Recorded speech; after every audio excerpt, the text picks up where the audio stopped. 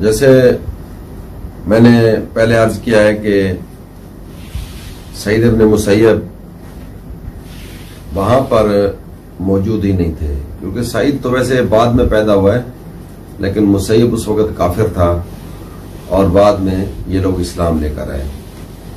تو صاحب طبقات والے نے لکھا، اور اسی طرح بخاری نے لکھا، اسی طرح اور کتابوں میں لکھا کہ اس نے امام سجاد علیہ السلام کا جنازہ پڑھنا بھی گوارا نہ کیا، یعنی اہل بیت کی دشمنی کی وجہ سے۔ یہ کتابیں سب یہ اس بات کی گواہ ہیں۔ میں وہ کتابوں کو کوٹ کر رہا ہوں سب کو، کہ جو کتابیں بتا رہی ہیں ایک بات۔ دوسرا یہ ہے کہ دوسرا جو راوی میں نے بتایا کہ یہ سعید ابن مسیب، تیسرا راوی عبداللہ ابن عباس۔ عبداللہ ابن عباس تو روایت کرتے ابو صالح سے روایت کرتے ہیں، جو عبد القدوس سے روایت کرتا ہے۔ اب کتب الرجال کے مطالعے سے اگر آپ مطالعہ فرمائیں تو پتہ نہیں چلتا کہ یہ کون سا ابو صالح ہے، یعنی درمیان میں جو راوی ہے جسے عبداللہ ابن عباس روایت کر رہے ہیں وہ ابو صالح ہے۔ ابو صالح کا پتہ ہی نہیں ہے کہ یہ کون سا ابو صالح ہے، کہیں کتب الرجال میں اس کا ذکر ہی نہیں ہے کہ ابو صالح کون سا ہے۔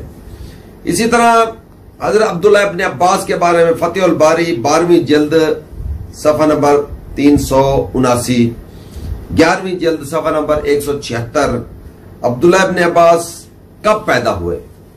ولدہ قبل الہجرہ، ہجرت بثلاثہ سنین، کہ حضرت عبداللہ ابن عباس ہجرت سے صرف 3 سال پہلے پیدا ہوئے، یعنی جب رسول اللہ صلی اللہ علیہ وسلم کی ہجرت ہوئی تو اس وقت سے 3 سال پہلے، یعنی اعلان نبوت کے 10 سال بعد حضرت عبداللہ ابن عباس پیدا ہوئے۔ تو جب یہ سیرت النبی میں شبلی نعمانی نے بھی لکھا، اور پہلی جلد صفحہ نمبر 247 پر لکھا، تو کہ جب حضرت عبداللہ ابن عباس جو روایت کرتے ہیں حضرت ابو طالب کی وفات کے وقت کتنے سال کے تھے؟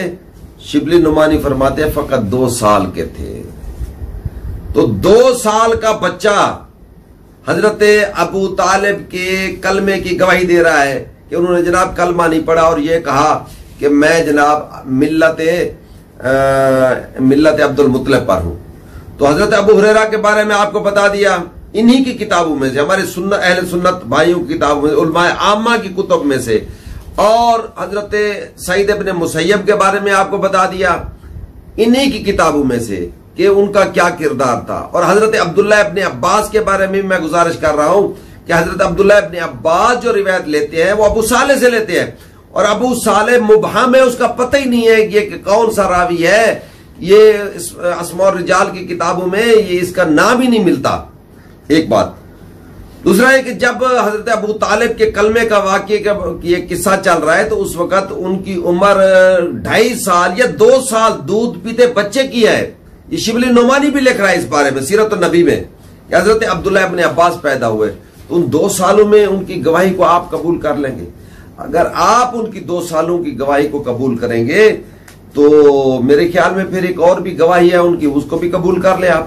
جو الفاروق والے نے اعتراض کیا شبلی نعمانی نے کہ جناب ہم واقع کرتاس کو قبول نہیں کریں گے، کیوں کہ جناب عبداللہ ابن عباس کی جو عمر ہے وہ 13 سال تھی، یعنی آپ 13 سال کی عمر کی روایت کو جو واقع کرتاس کی ہے اس کو آپ قبول نہیں کر رہے کیونکہ وہ 13 سال ہے، اور 2 سال کی اس کی روایت کو آپ لے رہے ہو کہ ہاں جی عبداللہ ابن عباس صحیح کہہ رہا ہے کہ جناب ابو طالب نے کلمہ نہیں پڑھا۔ یار کچھ تو عقل سے کام لو، کچھ تو فکر کرو، کچھ تو جناب اپنی عقل کو استعمال کرو آپ، کہ 2 سال کا بچہ روایت کر رہا ہے۔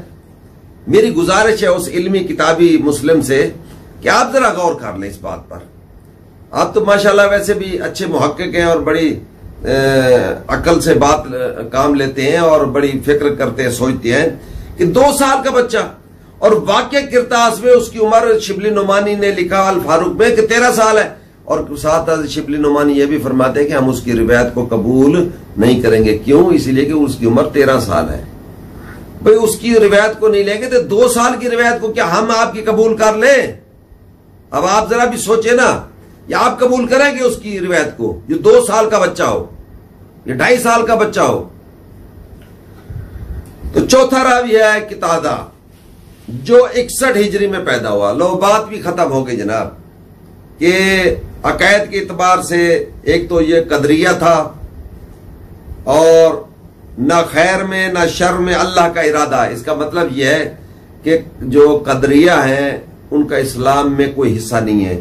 یہ تمام ہمارے جو مسلمان مذہب مشکات میں ہے، اسی طرح کہ المرجیہ والقدریہ لیس لہما فی الاسلام نصیب، کوئی حصہ نہیں ہے قدریہ کا اور مرجیہ کا اسلام میں. خصائص الکبریٰ میں سیوطی نے بھی لکھا 2 جلد صفحہ نمبر 147 پر، میزان الاعتدال 3 جلد صفحہ نمبر 159 پر، کہ جو چوتھا راوی کون ہے؟ قتادہ آپ کا راوی ہے. اور قتادہ یعنی کہ حضرت ابو ہریرہ، حضرت اپنا سعید ابن مسیب، حضرت عبداللہ ابن عباس اور چوتھا راوی قتادہ. اور یہ پیدا کب ہوا؟ 61 ہجری میں. یہ 61 ہجری وہ ہجری ہے جہاں واقعہ کربلا ہوا تھا، اس دور میں یہ پیدا ہوا ہے. اور یہ روایت کر رہا ہے حضرت ابو طالب کے ایمان کے بارے میں بخاری شریف میں. اور اس کا مذہب کیا تھا؟ یہ قدریہ تھا. اور آپ کی یہ بخاری مشکات شریف کہہ رہی ہے، خصائص الکبریٰ کہہ رہا ہے جو قدریہ والے ہیں ان کا نظریہ کیا تھا کہ نہ خیر اللہ کی طرف سے نہ شر اللہ کی طرف سے ہے، کچھ بھی اللہ کی طرف سے نہیں. انسان آزاد ہے، جو مرضی کرتا ہے بس وہ آزاد ہے. یعنی اس کا یہ نظریہ تھا. تو یہ صاحب کتاب مشکات کہتے ہیں کہ جو قدریہ اور مرجیہ ان کا اسلام میں کوئی حصہ نہیں، یعنی اسلام میں سے ان کا کوئی تعلق نہیں ہے. لہذا آپ کا چوتھا راوی بھی گیا. پانچواں راوی ہے عبداللہ ابن عمر، حضرت عبداللہ ابن عمر. اب آپ کی کتاب ہے، کتاب کا نام کیا ہے؟ بخاری شریف. جلد کون سی ہے؟ 3. صفحہ اس کا کون سا ہے؟ 748. باب کون سا ہے؟ باب فتن. اذا قال عند القوم شيئا ثم خرج فقال بخلافه. اور دوسری کتاب ہے جناب مسند احمد بن حنبل احمد میں، اور اس کا 2 جلد صفحہ نمبر 94 پر. کیا ہے یہ کہ جناب عبداللہ ابن عمر وہ ہستی ہے کہ انہوں نے خود بھی یزید کی بیعت کی، اور واقع کربلا کے بعد یہ بخاری میں بخاری کہہ رہا ہے اور یہ مسند احمد کہہ رہا ہے کہ واقع کربلا کے بعد حضرت عبداللہ ابن عمر فرماتے تھے کہ جناب یزید کی بیعت خدا اور رسول کی بیعت ہے. یہ جو آپ کا 5واں راوی ہے جناب ابو طالب کے کلمے کی گواہی کے لیے کہ ابو طالب نے کہا کہ میں کلمہ نہیں پڑھوں گا اور میں ملت عبد المطلب پر مروں گا، تو اس کا 5واں راوی حضرت عبداللہ ابن عمر ہے. اور حضرت عبداللہ ابن عمر کے بارے میں بخاری شریف اور مسند احمد نے کہا کہ واقع کربلا کے بعد، پہلے بھی واقع کربلا کے بعد بھی وہ کہتے تھے کہ یزید کی بیعت خدا اور رسول کی بیعت ہے، اور دوسروں سے بھی کہتے تھے جس نے یزید کی بیعت کو توڑا میرا اس سے بائیکاٹ ہوگا. اب بات سمجھ میں آ گئی. اب آپ خود نتیجہ نکال لیں. افلا تاقلون یا اولی الالباب. یہ فکر آپ کے سامنے ہے. یہ 5واں اس کا راوی. اب آ جائے 6واں راوی اس کا، وہ ہے شابی جو حضرت عمر کی خلافت کے 6 سال پیدا ہوا. لو جی، مقصد کہنے کا یہ ہے کہ جناب وہ حضرت عمر کی خلافت کا 6واں سال تھا، تو اس سال میں یہ شابی صاحب پیدا ہوئے. تو بتائیں اب اس کی روایت جناب رسول خدا سے جناب اس نے لی، یا اس ٹائم جناب ابو طالب کی وفات کے وقت یہ کہاں سے موجود تھا کہ یہ روایت کرتا.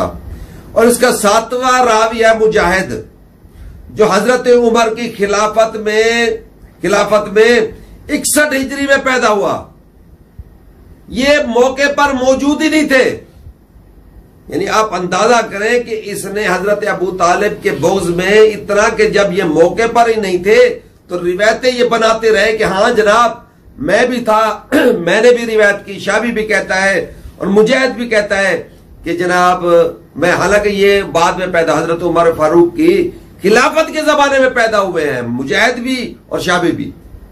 تو لہذا یہ آپ کے 7 راوی ہے، حضرت ابو ہریرہ، حضرت سعید ابن مسیب اور حضرت عبداللہ ابن عباس اور حضرت عبداللہ ابن عمر اور قتادہ اور مجاہد اور شابی، یہ راوی ہیں جن کی میں نے آپ کے سامنے تفسیر رکھ دی ہے۔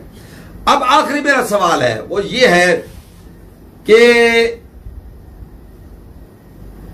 11 سال تک رسول اللہ اعلان نبوت کے سے لے کر 11 سال تک رسول اللہ حضرت ابو طالب کے ساتھ رہے۔ اس 11 سال میں رسول اللہ نے حضرت ابو طالب کو کلمہ کیوں نہیں پڑھایا؟ یا کہیں ثابت کر دے کسی اور مقام پر۔ 11 سال ساتھ رہے، اس 11 سال میں حضرت ابو طالب کو رسول اللہ نے یہ کیوں نہیں کہا کہ چچا جان آپ کلمہ پڑھ لیں؟ کیوں تبلیغ نہیں کرتے رہے؟ جب قرآن کی آیت آ چکی تھی کہ میرا حبیب پہلے اپنے اقربا کو، اپنے قریبیوں کو ڈراؤ، ان کو اسلام کے بارے میں بتاؤ، سب سے پہلے، دوسروں کو بعد میں، ان سب کو پہلے اپنے قریبیوں کو اس بارے میں بتاؤ۔ تو اب جب یہ حکم آ گیا تو کیا حضرت علی علیہ السلام کو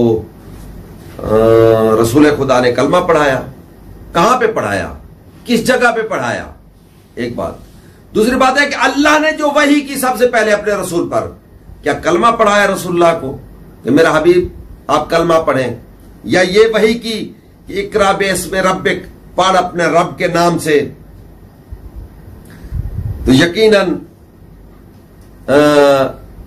کلمہ پڑھنے سے مراد، اسلام سے مراد یہ ہوتا ہے کہ انسان اپنے فعل سے، اپنے عمل سے اسلام کا اظہار ہو۔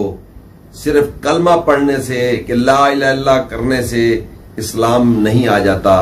جیسے عرب کے کچھ لوگ آئے اور انہوں نے آ کر کہا کہ ہم ایمان لے کر آئے ہیں، تو رسول اللہ نے فرمایا کہ تم اسلام لے کر آئے ہو لیکن ایمان تمہارے دلوں میں داخل نہیں۔